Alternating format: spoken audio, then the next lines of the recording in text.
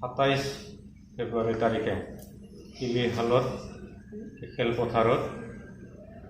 আমাৰ সন্মিলিত বড়ো গণমঞ্চৰ সভাপতি ৰাজ্যসভাৰ সাংসদ বিশ্বজিৎ দৈমাৰী, অসমৰ ভৈয়াম জাতি উন্নয়ন দপ্তৰৰ মন্ত্ৰী চন্দন ব্ৰহ্ম আৰু নিখিল বড়ো ছাত্ৰ সন্থাৰ ছাইটৰ পৰাও প্ৰতিনিধি আহিব, বড়ো মহিলা কল্যাণ পৰিষদৰ প্ৰতিনিধি আহিব। গতিকে আমি তাত এটা বিশাল ৰাজহুৱা সভা পাতি এই আন্দোলন কি বুলি কয় চুক্তিটোক আমি কি বুলি ক'ব জানো, আদৰণি জনোৱা বুলিওতো নহ'ব নেকি। প্লাছ আমি এই গোটেই প্ৰক্ৰিয়াটো কেনেকৈ কি হৈছে আৰু পৰৱৰ্তী সময়ত কি হ'বলগীয়া আছে, ৰাইজে কেনেকৈ তাত জানিব লাগিব, ৰাইজৰ সহায় সহযোগবিলাক কেনেকুৱা থাকিব লাগে, সেইখিনি কথাখিনি ৰাইজক ৰাজহুৱাভাৱে অৱগত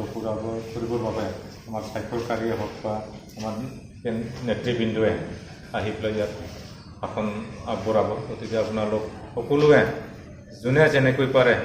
গৈ পেলাই তাত অংশগ্ৰহণ কৰিব লাগিব, সেইটো আপোনালোকক মই অনুৰোধ জনাইছোঁ। माइखौ प्रकाश निउज चेनेलसिम दिनै जोङो धनसिरि साब डिभिजननि सिङाव थानाय धनसिरि आन्सलिक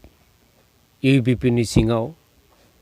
गलाघाट जिल्ला कमिटि खौसेथि बर' सुबुं आफादनि मोनसे गेवलां मेल जिरायनाय जायो। बे मेलाव फैगौ थांनाय 27 जानुवारियाव जा थार्ड बड' एकर्ड जानाय बेखौ लानानै बरायनाय मोनसे प्रग्राम जोंनि गलाघाट जिल्लानि सिसुपानि तेलिसालाव 27 फेब्रुवारियाव जागोन। बेखौ लानानै जोङो गासैबो रायजो राजाखौ लानानै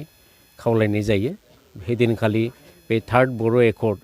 बे एकर्डआव मा मा दं, क्ल'जआव मा मा दं बेखौ बुंफ्रुनो थाखाय जोङो मोनसे ग्रेट रेलि 10निफ्राय 15,000सिम जोङो टारगेट लादों। रायजो राजाफोरखौ लानानै जों गेदारिं खालामनाय आरो बे मेलावनो नुजाफैनो हागोन जोंनि सिगनेटरिस इउबिपिनिफ्राय जानानै एबा खौसेथि बर' सुबुं आफादनिफ्राय जानानै जाय सिगनेटरिस होनाय बा सिगनेचार होनाय निस्वर बसुमतारी आफादगिरि, खौसेथि बर' सुबुं आफादनि आफादगिरि आरो जोंनि दैदेनगिरि नेहाथारि बिथां अनिल बसुमतारी आरो माखासे गोबां दैदेनगिरि बिथांमोना नुजाफैगोन। बेजों लोगोसे आसाम सरकारनि WPT मिनिस्टार मानिजाथाव चन्दन ब्रह्म बिथाङा बे मेलाव नुजाफैगोन आलासि महरै आरो लोगोसे रायजो सभानि MP मानिजाथाव बिश्वजित दैमारी बिथाङाबो बे मेलाव नुजाफैगोन आरो लोगोसे जायफोर सिगनेटरिस आफाद एबसुनिफ्राय बिथांमोना डिसाइड खालामगोन सोरखौ फैयो। एबसुनिफ्राय आफादगिरि फैयोना नेहाथारि फैयो बिथांमोना जिल्ला कमिटि एबसुआ डिसाइड खालामगोन आरो सेन्ट्रेल कमिटि एबसुआ डिसाइड खालामगोन आरो लोगोसे मोनब्रै आफाद NDPनि मोनब्रै आफाद मोनब्रै ग्रुपनिफ्राय रन्जन दैमारी ग्रुप दं, थेरिन बर' बि सावरायग्रा दं आरो गबिन्द ग्रुप दं। बिथांमोना सोर फैयो बिथांमोना डिसाइड खालामगोन। जायखिजाया बे दिनखालि जों मोनसे मेसेज होनो नागिरदों जे थांनाय 27 जानुवारियाव जा थार्ड बड' एकर्ड जानाय बे एकर्डनि सोमोन्दै रायजो राजाफोरनो जोङो मेसेज होनायनि बे हाबाफारिखौ लादों। बेजों लोगोसे थार्ड एकर्डआव जोंनि BTCनि बाहेराव बर' कसारि अट'नमास काउन्सिल, बे बर' कसारि अट'नमास काउन्सिलाबो बे एकर्डआव फैफादों। जों आसाबायदि नैबे फैगौ बाजेट सेसन 2020नि मार्चनि बाजेट सेसनाव थांनाय फैगौ मार्चनि 2 मार्चनिफ्राय जानो गोनां 30 मार्चसिम जानो गोनां बे बाजेट सेसनाव फाइनेन्स मिनिस्टार हिमन्त बिश्व शर्माया आरो लोगोसे चन्दन ब्रह्म डिपार्टमेन्टनि मन्त्रि बिथांमोना बुंदों। जों आसा खालामो जे बे सेसनावनो बाजेटखौ लाबोगोन आरो लाबोनानै फुल प्लेजेड बर' कसारि अट'नमास काउन्सिलखौ इन्टारिम दानानै होगोन होनना जों आसा खालामो आरो बे काउन्सिलजोंनो जोङो BTCनि बाहेरायाव थानाय 10 लाखनिख्रुइ बांसिन गासैबो बर' सुबुंफ्रा, बर' रायजो राजाफ्रा डाइरेक्ट आरो इनडाइरेक्ट जों सुबिदाखौ मोनगोन आरो जौगाथायखौ मोनगोन होननानै आसा खालामबाय। সন্মিলিত বড়ো গণমঞ্চ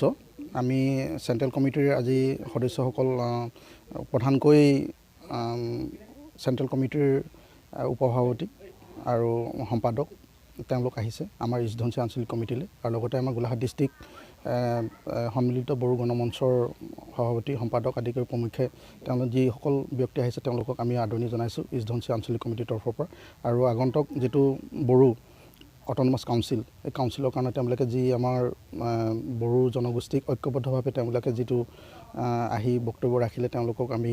নথৈ আনন্দিত হৈছোঁ আমি শুভেচ্ছা জনাইছোঁ বড়ো জনগোষ্ঠীৰ কাৰণে তেওঁলোকে যিমানখিনি কষ্ট স্বীকাৰ কৰিছে তেওঁলোকক আমি আমাৰ ইছধনশিৰি আঞ্চলিক কমিটিৰ তৰফৰ পৰা আমি ধন্যবাদ জ্ঞাপন কৰিছোঁ আমি সকলোৱে ঐক্যবদ্ধভাৱে আমি যাতে কাম কৰি যাব পাৰোঁ আমি একেটা প্লেটফৰ্মৰ তলত থাকি আমি যাতে বড়ো জনগোষ্ঠী হিচাপে আমি যাতে উন্নতি জখলাত আগবাঢ়ি যাব পাৰোঁ তাৰ কাৰণে আমি ইছধনশিৰি আঞ্চলিক কমিটিৰ তৰফৰ পৰা আমি আগবাঢ়ি যাম আৰু লগতে আমি তেখেতসকলক আমি সহায় সহযোগিতা আগবঢ়াম বুলি আমি প্ৰতিশ্ৰুতিবদ্ধ আমি প্ৰত্যেকটো ক্ষেত্ৰতে আমি ঐক্যবদ্ধতাৰে আমি কাম কৰি যাম